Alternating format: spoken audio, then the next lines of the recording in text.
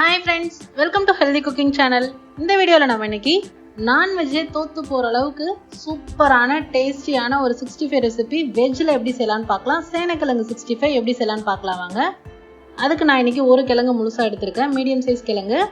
மேல அந்த குருத்து பகுதியை உடைச்சிட்டு இடையில மண் இருக்கிறதெல்லாம் தட்டி விட்டுட்டு இப்ப கட் பண்ணிடலாம். கிழங்கு நல்லா ஃப்ரெஷ்ஷா இருக்கும் போதே எடுத்துக்கணுங்க. ரொம்ப நாள் ஆயிடுச்சு அப்படின்னா அதில் நம்ம செஞ்சோம் அப்படின்னா 65 வந்து சாஃப்டாக இருக்காது. கிழங்கும் பார்த்தீங்கன்னா நல்லா ஸ்பாஞ்சியாக இருக்க மாதிரி இருக்கும், அதனால டேஸ்ட் நல்லா இருக்காது. அதில் நீர்த்தன்மை இருக்கும் போதே செஞ்சிடணும். இந்த மாதிரி கட் பண்ணிட்டு அதோட தோலை சுரண்டி எடுத்துக்கணும்.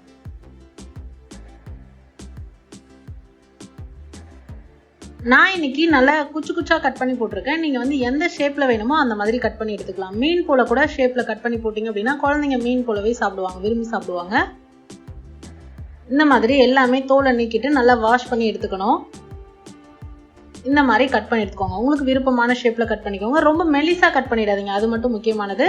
ரொம்ப மெலிசா கட் பண்ணோம் அப்படின்னா 65 வந்து ஒரு மாதிரி சக்க சக்கையா இருக்கும், சாஃப்டா ஃப்ளஷியா இருக்காது.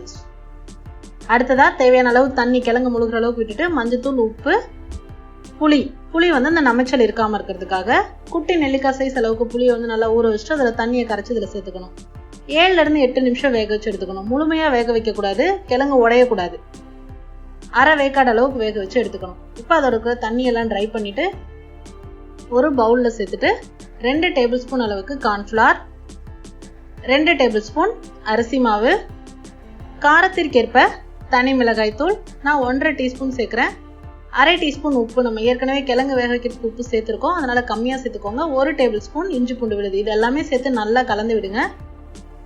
மேக்ஸிமம் தண்ணி சேர்க்க வேண்டியதில்லை.